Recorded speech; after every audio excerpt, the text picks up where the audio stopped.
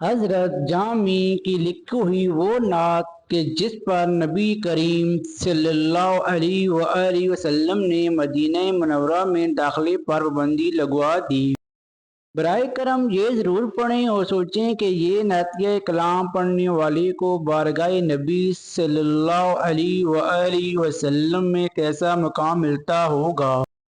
حضرت مولانا جامی رحمۃ اللہ علیہ ایک نعت لکھنے کے بعد جب حج کے لیے تشریف لے گئے تو ان کا ارادہ تھا کہ روضہ اقدس کے پاس کھڑے ہو کر اس نعت کو پڑھیں گے۔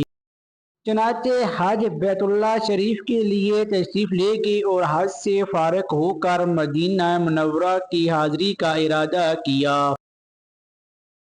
تو امیر مکہ کو خواب میں نبی اکرم صلی اللہ علیہ وآلہ وسلم کی زیارت نصیب ہوئی۔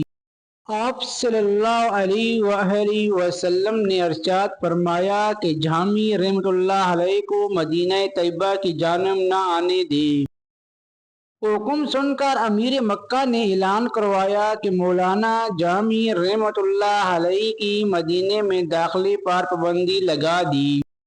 مولانا جامی رحمۃ اللہ علیہ بڑے پائے کے عاشق رسول صلی اللہ علیہ وآلہ وسلم تھے۔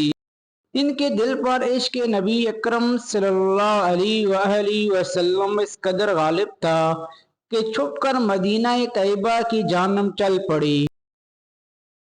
کچھ سیرت نگار لکھتے ہیں کہ قافلے میں ایک صندوق میں بند ہو کر گئی، لیکن پھر بھی امیر مکہ نے جانے تک نہ دیا، اور کچھ لکھتے ہیں کہ بیڑیوں کے ریوڑ میں ان کی کھال اوڑھ کر چلتے چلتے مدینہ طیبہ میں داخل ہونے لگے، پھر بھی نبی پاک صلی اللہ علیہ وآلہ وسلم نے نہ آنے دیا۔ جب دوبارہ امیر مکہ کو نبی پاک صلی اللہ علیہ وآلہ وسلم کی زیارت ہوئی اور فرمایا کہ جامی رحمۃ اللہ علیہ کو میرے روزے پر بالکل نہ آنے دینا۔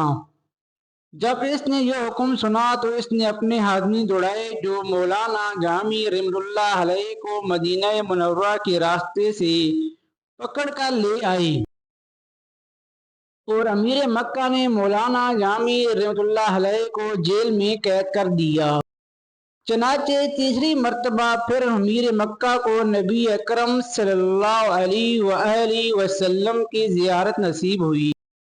آپ صلی اللہ علیہ وآلہ وسلم نے فرمایا، جامی کوئی مجرم نہیں ہے، بلکہ ہم اس کے لیے اسے اپنے روزے پر آنے سے روک رہے ہیں کہ اس نے کچھ اشعار لکھے ہیں جن کو وہ میری قبر نور پر کھڑے ہو کر پڑھنا چاہتا ہے۔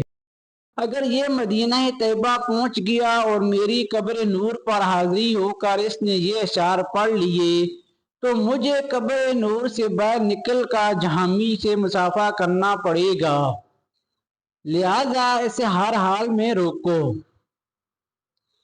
پھر امیر مکہ نے حضرت جامی رحمۃ اللہ علیہ کو قید خانہ سے نکالا اور بڑی عزت و تکریم کے ساتھ پیش آیا۔ پھر امیر مکہ نے مولانا جامی رحمۃ اللہ علیہ سے پوچھا، آخر وہ کون سی نعت ہے جو آپ روضہ رسول صلی اللہ علیہ وآلہ وسلم پر سنانا چاہتے ہیں؟ مولانا جامی رحمۃ اللہ علیہ نے روتے ہوئے یہ چند اشعار پڑھے، یا رسول اللہ، یا رسول اللہ، آپ کی جدائی میں میرا جسم بیکار اور جان پارا پارا ہو گئی ہے۔ تناؤ کی وجہ سے دل نیم مردہ اور آوارہ ہو گیا ہے۔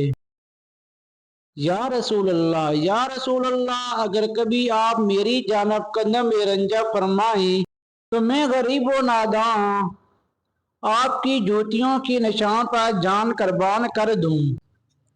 یا رسول اللہ، میں اپنے کیے پر حیران ہوں اور گناہوں سے سیاہ ہو چکا ہوں، پشیمانی اور شرمندگی سے پانی پانی ہو رہا ہوں۔ یا رسول اللہ، روز محشر جب آپ شفاعت کا بازو گناہگاروں کے لیے کھولیں گے، یا رسول اللہ، اس وقت جامی کو محروم نہ رکھیے گا۔ مولانا عبدالرحمن جامی۔